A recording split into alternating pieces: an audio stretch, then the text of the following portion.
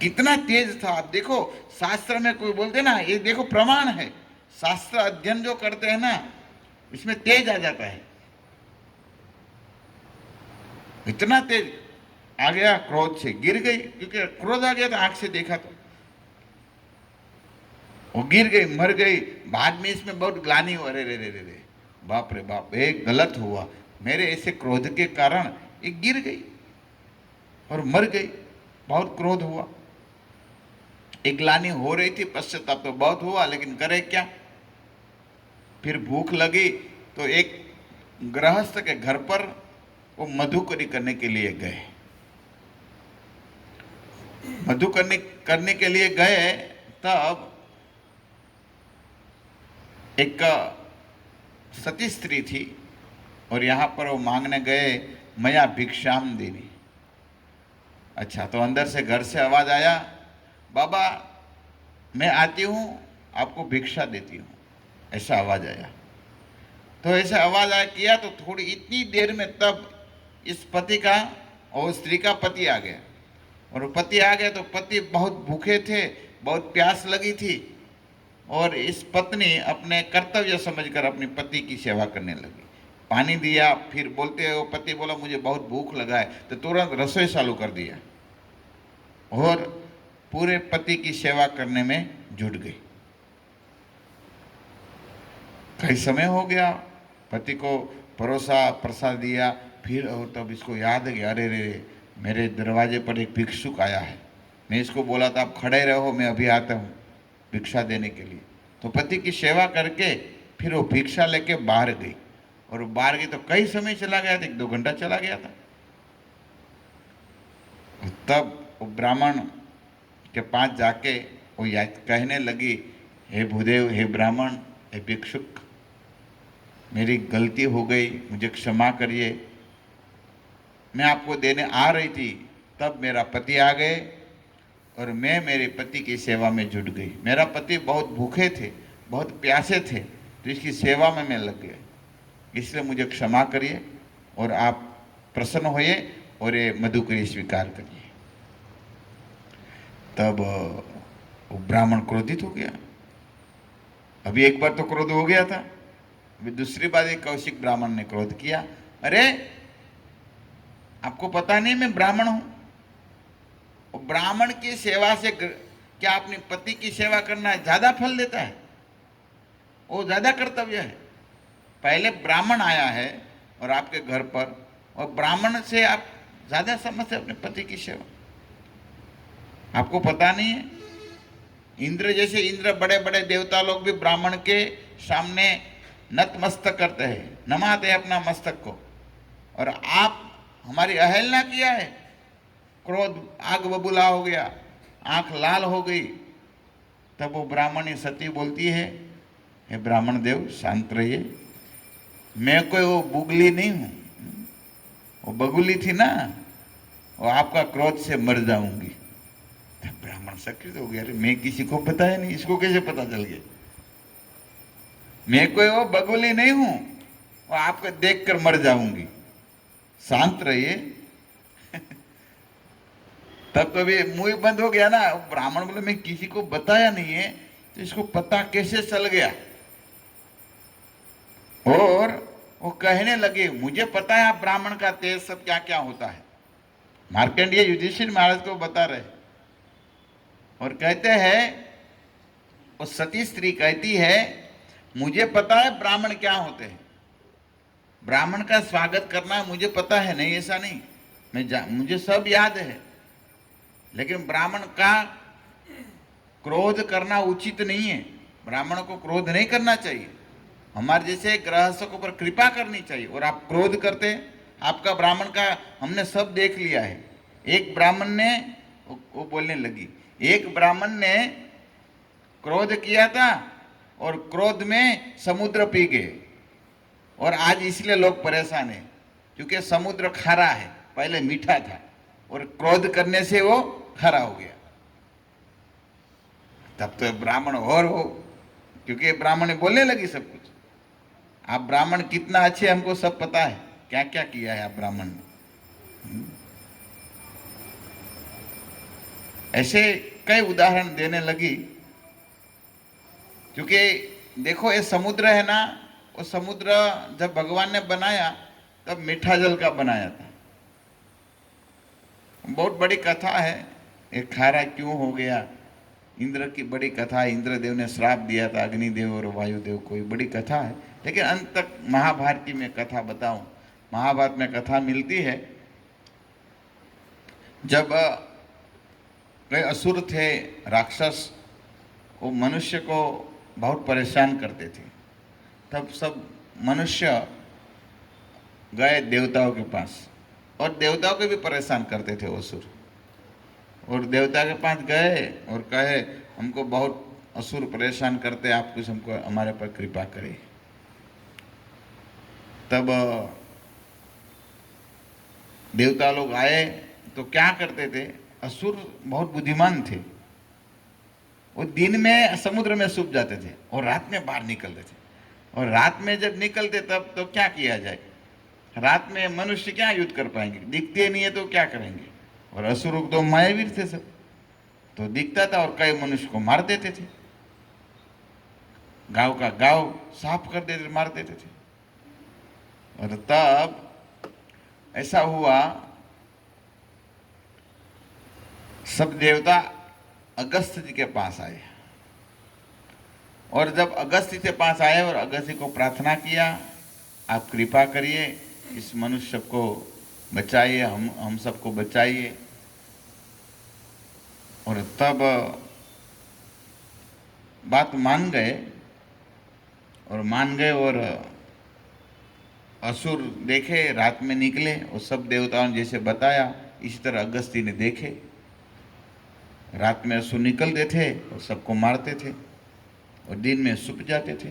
तो सब देवताओं को बुलाए, कहे देवता आप सब यहाँ पर रहिए, मैं समुद्र पी लेता हूँ और फिर समुद्र के अंदर जो असुर आप सबको मार दूँ। तो क्रोधमान होके समुद्र को पी लिया, समुद्र को पी लिया, फिर असुर थे वो असुर को मार दिए। लेकिन फिर क्या हुआ, समुद्र की जगह पर पूरा खाली हो गया था। फिर देवताओं ने प्रार्थना किया, आप कुछ कृपा करिए, समुद्र को फिर वापस बनाइए।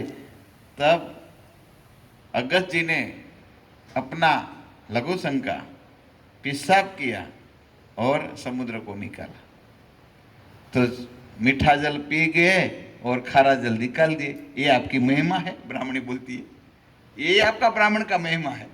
तब तो वो नीचे मुंह करके सुन रहे थे। एक कथा ऐसी भी मिलती है, एक बार अगस्त जी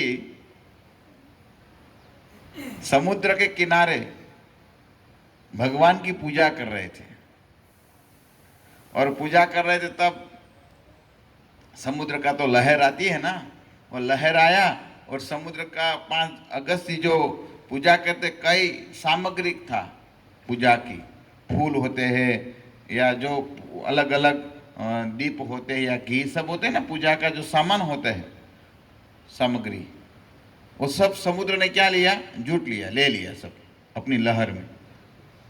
तब इसको बहुत क्रोध आ गया, क्रोध आ गए और समुद्र को पी गए और फिर अपने मूत्र से वो निकाले। ऐसी भी एक कथा है। तो ये ब्राह्मण फिर लज्जित हो गए, अरे बाप रे बाप, ये तो बहुत गलत हो गया, इसको बुलाने की जरूरत नहीं था, और कहा मैं क्रोध कर दिया। और मन में वो लज्जित हो रहे थे, वो बगुली वाली कथा कहा ना, वो ये मैं किसी को बोला नहीं, इसको क्यों पता चल गया ये। तब बोलती है देखो, तो इसने प्रश्न किया आपको कैसे पता चल गया। तब वो कहते मैं सती स्त्री हूं, और सती स्त्री में कभी भी पर पुरुष का कभी भी चिंतन नहीं किया। वो कहती है कभी भी मैंने पर पुरुष का चिंतन नहीं किया, कभी भी नहीं किया है, और हमेशा मैं अपने पति के अनुसार जीवन बिता रही हूं, मैं कभी भी पर पुरुष का चिंतन नहीं किया, और हमेशा मैं मेरा पति को इष्ट देव माना है। एक स्त्री के लिए अपना पति होता है, वो अपने इष्ट देव से कम नहीं है, और एक शिष्य होते हैं तो शिष्य को अपने गुरु इष्ट से कम नहीं होते हैं। इसलिए शिष्य को अपने गुरु को भगवान ही मानना चाहिए। ये भगवान का कथन है, हमारा नहीं है। भगवान कहते हैं उद्धव जी को, आचार्य माम जो श्लोक है इसमें भगवान कहते हैं मत्य बुद्धि मत रखो इसमें, वो मेरा ही रूप है। तो हमारे गुरु में एक भगवान का रूप समझना चाहिए। तब वो ब्राह्मण को कहे, देखो आपको ये जानना है ना, आप क्या धर्म को जानते हैं? और कहे आप क्या धर्म को जानते हैं? धर्म तो जानते हैं कौन? एक मिथिलापुर के व्याघ्र है। आप इस व्याघ्र पर जाइए, व्याघ्र के पास जाइए, वो आपको धर्म का ज्ञान सिखाएंगे। तब तो ये ब्राह्मण सोचने लगे अभी तो यहाँ पर जाना ही पड़ेगा। तो ये ब्राह्मण वो व्याघ्र के पास जाते हैं, और व्याघ्र के पास जाते हैं तो यहाँ पर मार्कंडेय ऋषि बहुत सुंदर एक कथा बताते हैं महाभारत में। वो सती स्त्री ने कहे थे तो ये वचन सुनकर वो गए मिथिलापुर में, और यहाँ पर एक बड़े इसके लिखे हैं।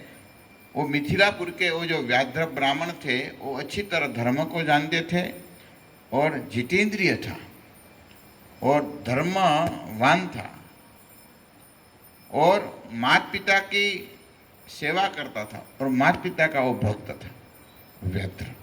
तो ब्राह्मण ये देवी को प्रणाम करके, हे कल्याणी, आपने अच्छा मेरे पर कल्याण किया, अभी मैं जाता हूँ। तो मिथिलापुर में वो ब्राह्मण आया है और फिर यहाँ पर इस व्याघ्र का मिलन होता है।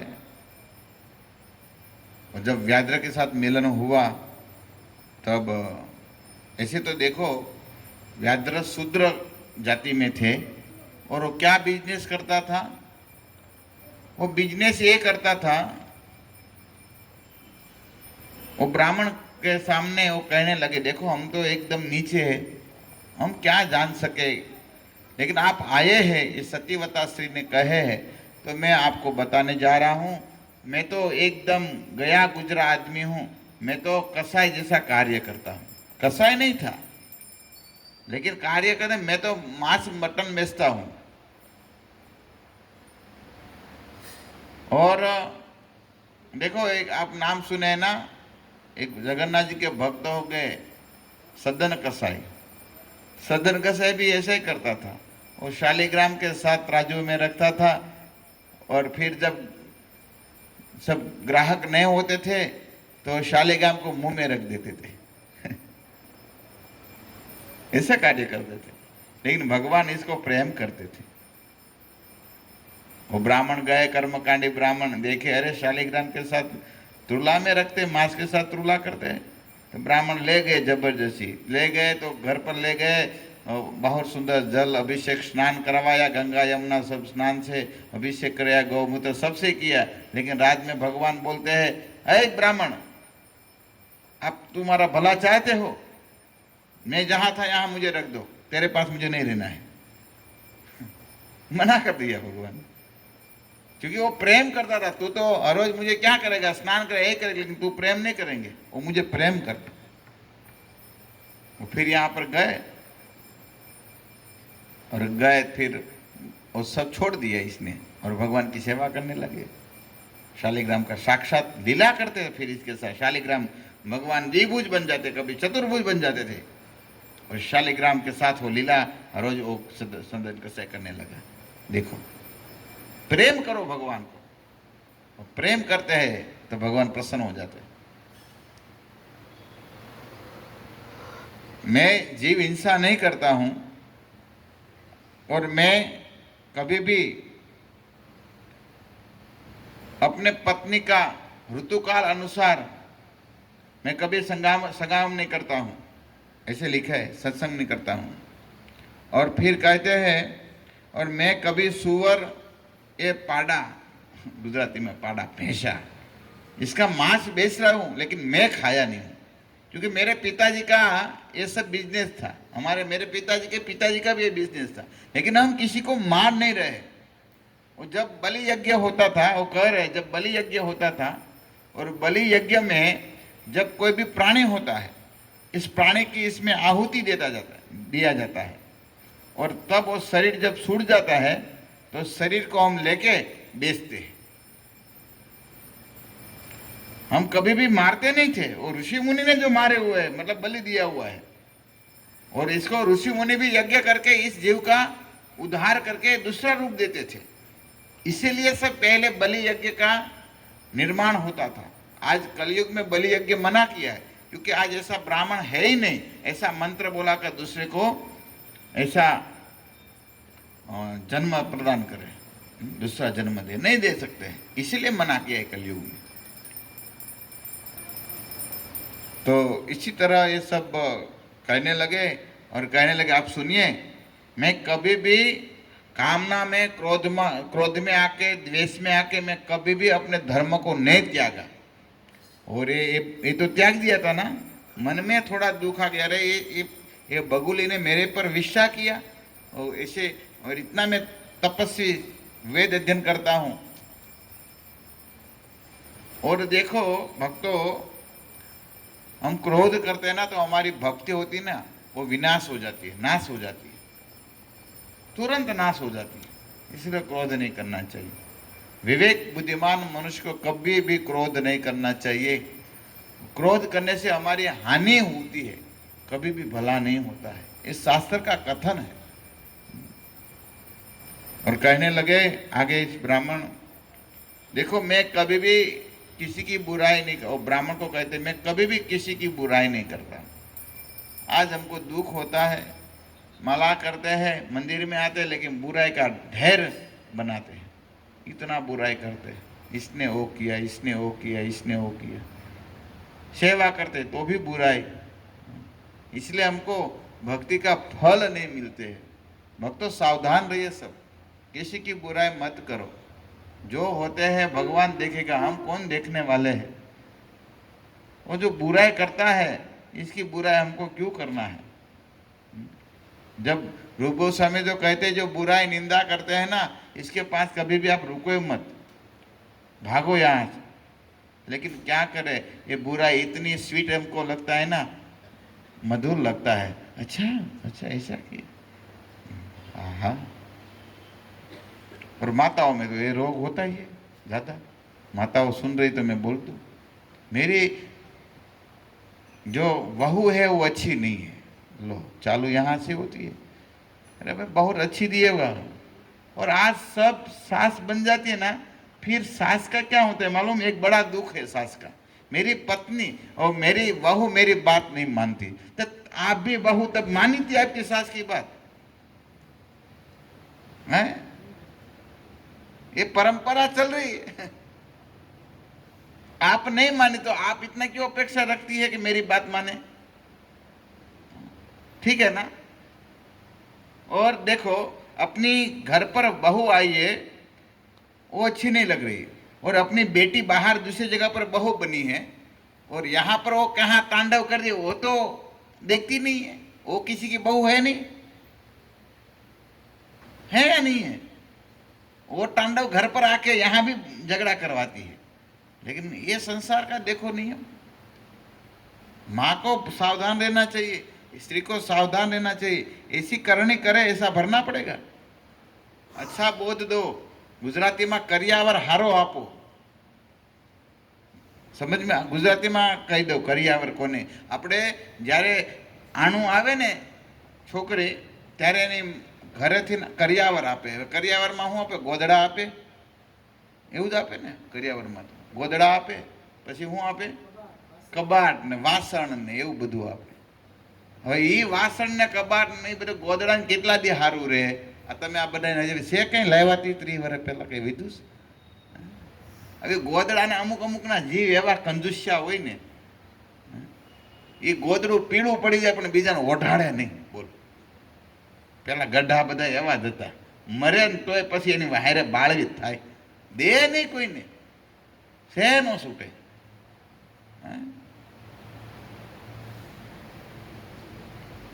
હોય તો ઓઢાડી દીધો, કમસે કમ ગાયું ને સાધુને આપી દેજો,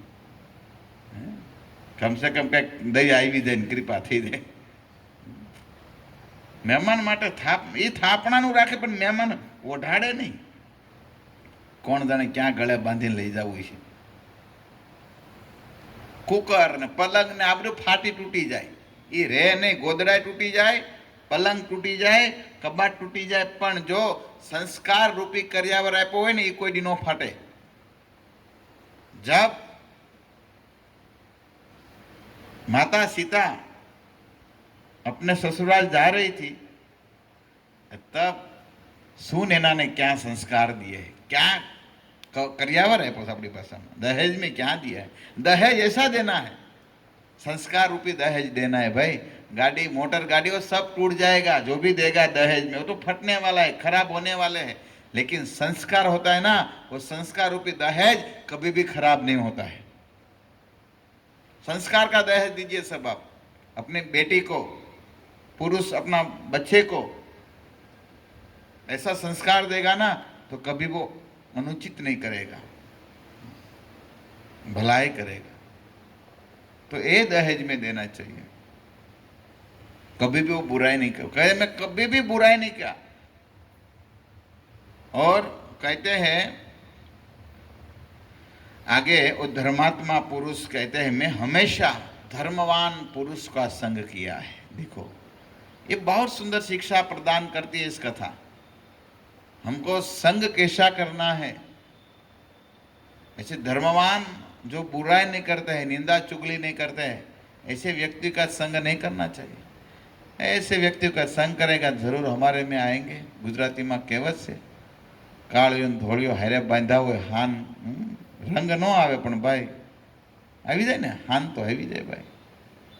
રંગ નહીં आता है लेकिन એના ઉટપટક આવી જાય. વાન ન આવે પણ હાન આવે. વાન એટલે રંગ. એટલે ऐसे व्यक्तियों के साथ कभी संग मत करिए. जो बुराई करते हैं ऐसे व्यक्ति के साथ नहीं रहना चाहिए. देखो ये महाभारत शास्त्र सब यही सिखाते. देखो ये सब एक एक लीला कैसी सुंदर हम समझ में आता है ना आपको.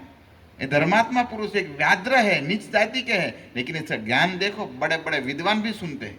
आज धर्मात्मा स्वयं यक्षरा जो स्वयं धर्मदेव है, युधिष्ठिर महाराज सुन रहे हैं इस कथा को. ऐसा नहीं होना चाहिए ये एक नीच जाति होते हैं इसके पास ज्ञान नहीं होता है. भक्ति में कोई उच्च नीच होते ही नहीं है. जाति पाति कुल न बढ़ाई है सबरी, भगवान राम का कथन है. जाति पाति कुछ नहीं होते भजन में. जो तत्ववेता है इससे ज्ञान ले लेना चाहिए. चैतन्य महाप्रभु कहते हैं. तो इसी तरह यहाँ पर ब्राह्मण आगे कह रहे हैं आगे बता रहे हैं मनुष्य को कभी भी लोभवश पाप नहीं करना चाहिए. और पूरा ज्ञान बता रहे हैं. और अंत में लास्ट में प्रश्न कर दिया आपको सब ज्ञान कैसे प्राप्त हो गया. देखो ब्राह्मण बहुत ज्ञान दिया है, फिर उस ब्राह्मण ने कहे हे व्याध धर्मात्मा आपको ये सब ज्ञान कैसे प्राप्त हो गया ये मुझे बताइए. तब वो धर्मात्मा कहते हैं देखो ये देखने की क्या जरूरत है, चलो मेरे घर के अंदर आ जाओ. पहले आया था और बाहर सब ये संवाद हुआ, फिर बोले मेरे घर के अंदर आओ. अंदर गए तो इस व्याघ्र के बूढ़े माता पिता थे. कहते मैं इस बूढ़े माता पिता की हमेशा सेवा करता हूँ. इस सेवा के कारण भगवान प्रसन्न हो गए और भगवान ने मुझे ज्ञान दे दिया. लो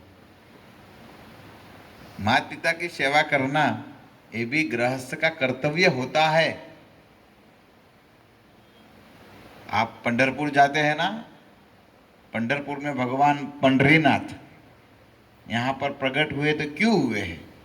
भगवान द्वारका में थे और ये जो पुंडरीक नाम के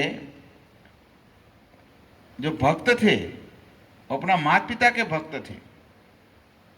और माता पिता की सेवा करते करते भगवान का भी भजन करता था। ऐसा नहीं केवल माता पिता का शरण दबाना इतना ही नहीं था, साथ में भगवान का कथाएं सुना देता माता पिता को, और सेवा करके सब सेवा करते करते, शास्त्रों का कथन करते करते माता पिता की सेवा करता था। और तब भगवान एक दिन आ गए, द्वारकाधीश आए, और आए तो क्या हुआ, कहते हैं पुंडरीक को, मैं आया हूँ, तू जो सेवा करते हैं ना, और तू चिंतन जो कथा जो बताता है वो स्वयं भगवान रूप में मैं आया हूँ। तब आया है तो क्या है, बोलते पहले मेरे माता पिता की सेवा कर लो, बाद में आपके पास आऊँगा, है ना। और अभी का देखो, माता होती है सेवा करते अपने पति को खिलाने या कुछ भी कर रही, इसका भाई आ गया तो सब छोड़कर जाएगी इधर। मेरे भाई आया है तो क्या है, आरती उतर, है ना, छोड़ देते हैं। तो भगवान आए हूं, मैं भगवान हूं स्वयं, तो रुकिए, अरे कम से कम आया, मुझे आसन तो दो बैठने के लिए। तो ठीक है, तो यहाँ कुछ ईंट पड़ा था, वीट बोलते हैं इसको मराठी में, तो ईंट था, वो सब फेंका, और फेंके पर यहाँ पर बैठिए, सोफा कुछ नहीं दिया, कुर्सी कुछ नहीं दिए, ईंट दिए बैठने के लिए। बोले ईंट पर कैसे बैठूं, तो जो भी करना है खड़ा रहते तो खड़ा रहिए।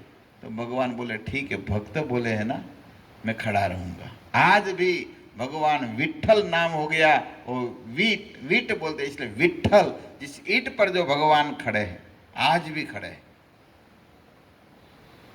देखो ये माता पिता का चमत्कार, भगवान क्यों प्रसन्न हो गए, माता पिता का सब। तो राम राम तो करना है, कृष्ण कृष्ण तो करना ही है, और साथ में गृहस्थ को अपना माता पिता की सेवा करनी चाहिए। ये शिक्षा ये प्रदान करती है कौशिक ब्राह्मण और धर्मात्मा और सती की। और सती ने कहा मैं हमारा पति की सेवा करता हूँ, और धर्मात्मा ये पुरुष कहते हैं व्याघ्र, मैं मेरी माता पिता की सेवा करता हूँ और मुझे ज्ञान हो गया। तो फिर इसमें कई प्रश्न है भाई। आप बोले गृहस्थ को माता पिता की सेवा करनी चाहिए, तो ब्रह्मचारी को क्या करना है चाहिए, सन्यासी को करना चाहिए नहीं करना चाहिए? प्रश्न होता है नहीं होता है? तब इसकी भी होता है भाई, इसका भी कर्तव्य तो है ही, लेकिन हम जब ब्रह्मचारी या सन्यासी जब पूर्ण भगवान के शरणागत होते हैं तो भगवान ही इसकी रक्षा करते हैं। ऐसे हमारे चैतन्य महाप्रभु को प्रश्न किया था रघुनाथ दास गोस्वामी, रघुनाथ भट्ट गोस्वामी, हमारे जो षड गोस्वामी का चरित्र है ना, आप पढ़ सकते हैं। ब्रह्मचारी का भी कर्तव्य होता है, ऐसा नहीं होता है, ऐसा नहीं। रघुनाथ दास गोस्वामी अपने माता पिता को त्याग कर चले गए थे, एक ही पुत्र, एक ही लौता पुत्र थे, तो इसकी भी रक्षा हुई है, भगवान ने किया है। तो बहुत शास्त्र में कहा है। तो इस कथा पर युधिष्ठिर महाराज प्रसन्न हुए मार्कंडेय के इस लीला से। फिर आगे कुछ फिर प्रश्न करते हैं, लेकिन हमारा समय हो चुका है। तो अभी कल भी ऐसे धारावाहिक जो कथा है बताएंगे। कल पांडव में शायद भीम का चरित्र का, भीमसेन जी का चरित्र का गान करेंगे। हरे कृष्णा कृष्णा कृष्णा हरे हरे, हरे राम राम राम हरे हरे।